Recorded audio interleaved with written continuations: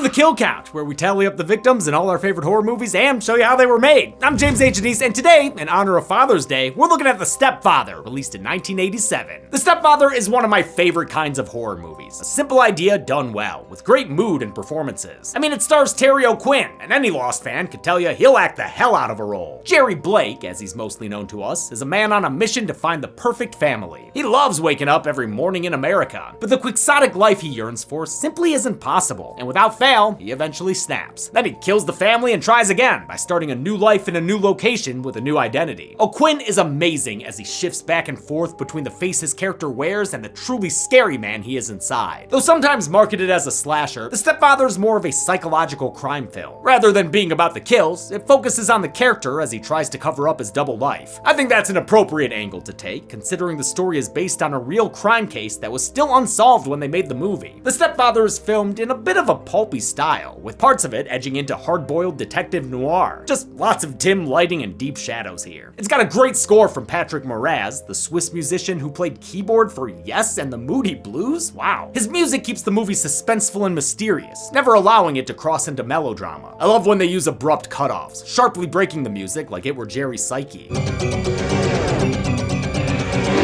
Jerry, honey.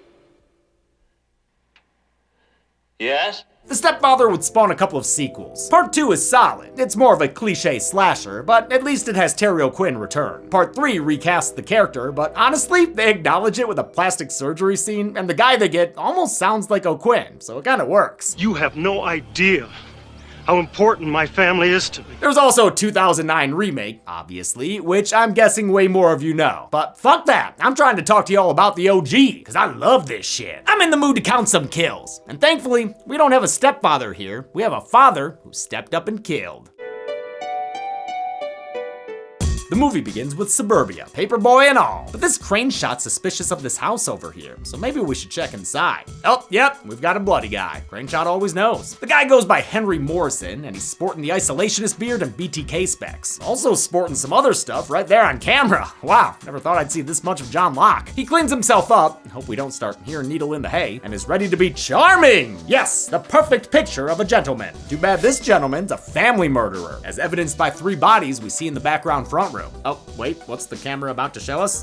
Make that 4. And also a teddy bear, but we don't really count those. Finished with this place, Henry Morrison whistles Camptown Races as he walks away and ditches his old life off a boat. That's littering, my man! 1 year later, Henry Morrison now lives as Jerry Blake and is already shacking up with a new hot mom named Susan. He works as a realtor in his suburb, sowing his idea of the perfect family by the lot. He's made friends with all the families he's sold houses to in the neighborhood. Everyone loves him, except Susan's teenage daughter, Stephanie. This is as good as it gets. Yeah, Stephanie thinks so too. She loves it. It's super great. Steph's upset, and not just because she can't figure out that whole ice bucket challenge thing. She sees right through Jerry's hokey stepdad shtick. I had a dog when I was a kid. He was just a mutt, but to me he was Rin Tin Tin. Rin Tin Tin? Oh, that was a little before your time, I guess. She's positively repulsed by him. Makes sense. She only lost her dad a freaking year ago, and Jer Bear's already living with him? Damn, that dude's fast. In fact, maybe a little too fast. He's already getting mixed up about which life he's living. Who's Jill? That's my daughter. You said her name was Stephanie. Right, Stephanie. Well, I mean, Stephanie is played by Jill Sholin, so you're both kind of right. Jerry wants to have the perfect Reagan-era suburban family, but Stephanie's a problem child, and she ain't just cutting class. She's full on fighting in class, and has done it enough that she gets expelled. Girls don't get expelled. Yeah, well, this one just did. She volunteers as tribute for boarding school just to get away, but Jer jeers the idea down. Father knows best. Damn, man, this guy came out of nowhere, won't talk about his past, and enforces a whole new moral matrix onto these two? What's going on with Susan? Is she dignitized or something? Oh, yeah, I guess she is. He's got her on John Locke. Aw, man, and Steph has to hear it through the walls? Thank God for air traffic control headphones. At a neighborhood barbecue, the neighborhood men read an article about the Morrison family murder from a year ago. It stuns Jerry a little, but he manages to play it off. This kind of thing really gets to me, you know. That a man could be driven to do something like that to his own family, to his children. And now to dispose of the evidence, the origami way. Great job, Jerry. No one will suspect a thing. Well, almost no one. Stephanie will remember that. She'll especially remember when she catches him in the basement later, banging on shit and muttering to himself. Why don't they just leave me alone? Jerry's scary. Thankfully, Terry O'Quinn was actually a real pleasure on set. He'd lighten the mood between takes by telling jokes and playing folk songs on guitar. Woke up this morning, I just had to cure my wife. I hit her with some telephone or poke her with some knife. And of course, he was a natural when it came to delivering a powerful performance. I really was glad in a way he wasn't the kind of actor who needed long discussions about his childhood. Even though the Morrison family murder was a year ago, an article about it just ran because someone is trying to track Jerry down. It's a dude named Jim Ogilvy, awful name, whose sister was Jerry's previous wife and victim, so I think that body. Jim convinced a reporter to run the article, and I freaking love this guy. He literally tells Jim to forget about his dead sister's murderer. Forget about it. Jim will pop up throughout the movie. He's doing the cop plot thing. He's already having an effect though, since Stephanie finds the article and suspects Jerry is the Phantom of Suburbia. Her friend doesn't believe her, saying these things happen to other people. They don't happen at all, in fact. But come on, Jerry just happened to show up out of nowhere right after that murder happened? Steph takes action and fakes a school project to get the city's police department to send her a picture of Henry Morrison. Unfortunately, it gets intercepted by Jerry, who commits a federal crime by opening her mail. And by being a beardy stud. What is that picture? I totally get his reaction to it though. My beard grows like that too, and it's not great. Jerry replaces the picture, so Stephanie gets a headshot of this guy instead. But her suspicions are still enough to drive them into another sputtering sesh, swearing at the air and banging shit and working on his stabs. Yeah! Yeah! Jer Bear's cracking apart hard. He needs a picture to remind him which family he's obsessed with right now. Yeah, it's that one. Stephanie's been talking to her therapist, Dr. Bondurant, this whole movie, and they have a sweet relationship. I wasn't sure at first, but yeah, it's nice. It helps that Joe Sholin plays her role so naturally, with an easy likability to her. O'Quinn is obviously the star of this thing, but the movie wouldn't work without Sholin as a worthy co-lead. She's really an undersung scream queen between this, The Phantom of the Opera with Robert Englund, When a Stranger Calls Back, and Popcorn, which I'll bring up whenever I can because it's a fun one. Check it out. Stephanie tells Dr. Bondurant she doesn't feel safe around Jerry, so he decides to look into it. When Jer Bear keeps avoiding his calls, he sets up a house tour under a fake name, giving him the chance to meet Jerry in person at work. But he asks too many questions and slips up with his subterfuge, and that's enough to get the plank. Yes, questioning little lying lads get the plank. Oh shit, that is a severe plank sentence. He's getting more familiar with that plank than Johnny from Ed, Edd n Eddy. Jerry loots his corpse and learns his true identity, that he's Stephanie's therapist, Dr. Bondurant. Then he rolls him up like a carpet sample and cleans up the latest mess by staging a car accident to explain the doctor's death. Buckle up for safety. Oh, hold up, is he about to? There we go, a real car going off a cliff. Wow, and it's on fire too? You'll love to see it. All right, thanks, Jer. You can whistle away now. The next day, he tells Stephanie her doctor died in a car accident. Sorry. He's not sorry. And why would he be? It causes her to break down and lets him swoop in for a stepdad hug. Stepdad score! Between Bondurant's death and that Sears headshot not being Jerry, Stephanie's wall finally crumbles. Next thing you know, she's helping him put up birdhouses in your soul. But not to put too fine a point on it, Jerry's not good for your soul. This perfect life will never be perfect enough. Nice, and there's a family of birds living in there. Dead meat researcher Bella points out how this birdhouse is just like Jerry's life. A picturesque version of the family home, but hollow and fake. A facade built on lies. That facade can only last so long until something else disrupts Jerry's fragile perfection. Of course, it ends up being through Stephanie. She's been flirting with a guy named Paul, and they've been real cute when they're not beating the shit out of each other. You're the one who's dangerous, you and that right hook. Paul's a nice guy who respects her enough to let her take the Lloyd Christmas position on his bike. You can stop holding on so tight. Do I have to? Not if you don't want to. They even get to lip locking, but foolishly do it right in front of the house. Aw, Paul, you're ruining Jerry's vibes. This girl is 16 years old. So am I. The blow up resets Steph's feelings towards Jerry. Really She's not ready for this. She's still a child. I'm not a child. Stephanie's mom, Susan, doesn't take sides. She reprimands Jerry for being too controlling and, just slaps Steph in the face? I feel like Steph got it way worse. But Jerry's little feelings are still hurt. So much so that he decides it's go time again. He quits his job and starts starts rolling up a new character. And for this one, he grows a stash and ditches the hairpiece. Look at that, it's a new man, ta-da! He takes another boat to a new location. I feel like dads are either train guys or boat guys. Jerry's definitely a boat guy. He drives into a new town that shares his value system and walks into an insurance place where he gets himself a job. Wait, that's it? You just got a job? Ha, the 80s. The Stepfather's screenplay was written by Donald E. Westlake, a prolific novelist who wrote a lot of crime fiction. Westlake developed the story alongside Carolyn Lefcourt and Brian Garfield, another novelist whose work includes Death Wish, the basis of the Charles Bronson film. They based the story on the real-life case of John List, who murdered his family in New Jersey in 1971. List had been fired from his job on Wall Street, but kept pretending to go to work while he set up a new life. He plotted everything out so carefully, the murders weren't discovered for nearly a month. This crime was still unsolved when The Stepfather was made. It wasn't until 1989, when America's Most Wanted ran a segment about John List, that he was caught and arrested. Also, I found out he was originally from Michigan and graduated from U of M, but we don't claim that asshole. No blue. Jim Ogilvy has finally tracked down where the former Henry Morrison lives. Now he's got a list of, marriages from the past year that he's crossing off to find his sister's murderer. Stephanie, too, does some snooping in Dr. Bondurant's office. She sees Jerry's name written down, tying him to Bondurant's accident and causing quite the silent, suspicious supper time. Instead of going to work, Jerry's been setting up his other life. He's already renting a house and finding his new mark. It's just you and the kids then? Yes, that will do nicely. Susan calls his work and finds out Jerry quit his job days ago because, obviously that was gonna happen. She confronts him about it when he gets home, and though he tries to play it cool, he ends up calling himself the new name he's living under. Susan catches it, and it pretty much breaks him. Wait a minute. Who am I here? She reminds him he's Jerry, but it's too late. He's ready to be done with this role. She tries to get away, but he punches her stunt double all the way down the stairs, knocking her out in their dirt basement. Jerry's getting scary with the dog and a knife, which ain't good news for Stephanie when she gets home.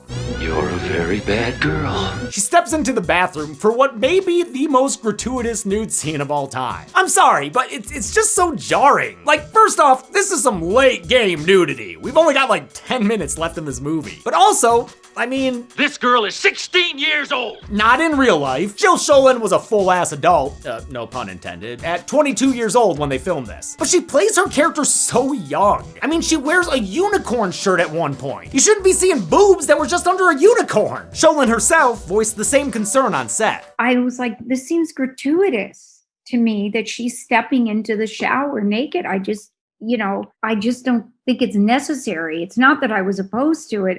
The nudity part, I just thought it was unnecessary. But director Joseph Rubin said it would add tension to the film's climax by making the character seem vulnerable and exposed. To his credit, it sounds like he made sure to run a fun and easygoing set. I'm not a big believer in the idea that the more awful the shoot is, the better the movie. I mean, I find it, the more awful the shoot, usually the more awful the movie. In any case, this scene definitely adds to the Stepfather's steamy, pulpy flavor. Jim finally figures out who and where Jerry is and drives like a maniac towards his home. He gets there and steps inside, but Jerry is waiting for him behind the door. Jim fumbles pulling out his gun, so Jerry just stabs the guy in the stomach. A few times, actually. Oh shit, and this is actually killing him? Wow, I didn't realize Jim was this movie's Dick Halloran. Next time, Jim, call before you drop by.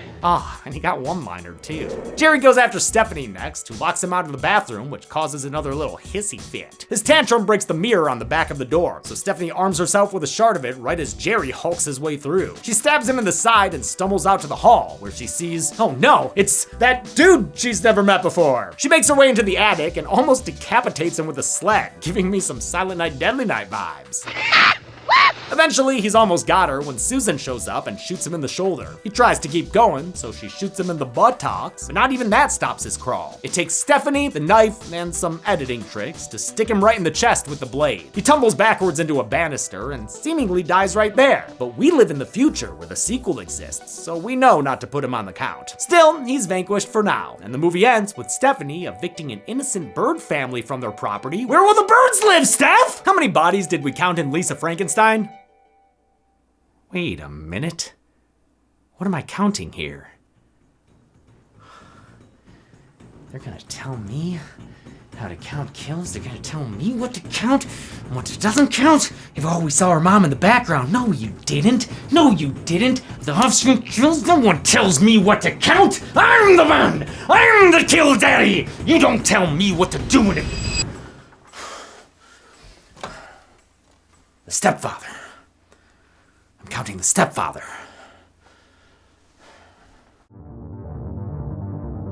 There were only 6 kills in The Stepfather, since again, not really a slasher. There were 3 female victims and 3 male victims, giving us this evenly split, all-American suburban pie. We've seen this count and breakdown 7 times before on this show, but the last time was just over 4 years ago with Tourist Trap. That's a good one. With a runtime of 89 minutes, The Stepfather had a kill on average every 14.83 minutes. I'll give the Golden Chainsaw for coolest kill to the Morrison family shown dead at the beginning of the film. Sure, they technically died off screen, but the reveal is fantastic, especially when it pans down for a gut punch with a little girl. Dull Machete for lamest kill will go to Jim Ogilvie, who spent the movie doing good police work only to get a stomach full of stabs at the 0 hour. And that's it. The Stepfather came out in 1987 and got pretty good reviews. It didn't do great at the box office, but still wound up with a sequel 2 years later. I would love to cover that, so let me know if you want it. But until next time, I'm James A. Janice.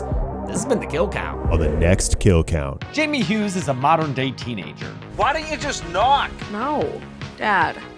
It's so rude. But her parents are so stuck in the 80s. I'm just saying, it's not 1987 anymore. That's where Jamie's wrong, because thanks to a science fair time machine, that's exactly where she winds up. Oh my God. I know. The 80s are almost over and I haven't even tried Coke yet.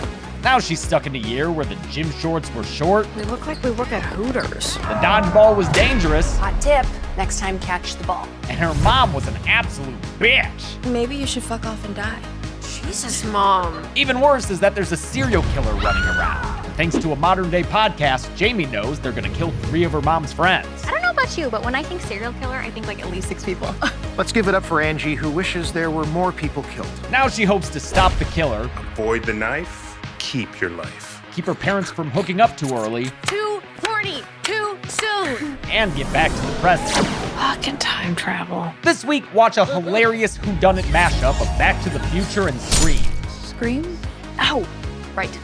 It's not out yet. Then on Friday, grab a drink. Oh my God! I forgot to bring vodka. And tune in for The Kill Count, only on Dead Meat. Hate time travel movies. They never make any sense. Totally killer. And currently be watched on the pictured streaming platforms. Dead Meat always recommends you watch the movie for yourself before its kill count. It's the only way to have your own properly informed opinion. Kill counts are never meant to replace the experience of watching a film. Thanks a lot for watching this kill count for The Stepfather. Again, like I've been saying, there's a lot of these movies that I've just been wanting to cover for a while, and The Stepfather is one of them. Now, originally, I wanted to do all the Stepfathers, just like I wanted to do Prom Nights 3 and 4. If you want that too, get this movie up there in views, and I'll be like, whoa, people fucking love The Stepfather? Yeah, dude, let's fucking roll it again. Happy Father's Day to my father-in-law, Bob Rebecca. He's just an amazing guy. I love him so much. He's such a good role model and a helpful, just kind soul, and I'm so glad to count him as a father. And of course, I am also thinking of my own dad, who we lost last year. Happy Father's Day to him as well. And even though in that sponsor segment from a bit ago, I told Zoran that I don't care about dads who aren't in my family, I don't know, man. Sponsor segment James is just a douchey version of me. Happy Father's Day, of course, to Zoran, who is a brand new daddy. His life's just been waking up to crying and cleaning poop, and he says that he loves every minute of it. And I sincerely believe him too. That man was born to be a father. Hope you've been enjoying the kill counts this year. I'm really looking forward to what we have ahead. Thanks everyone. Be good people and be good children to your fathers.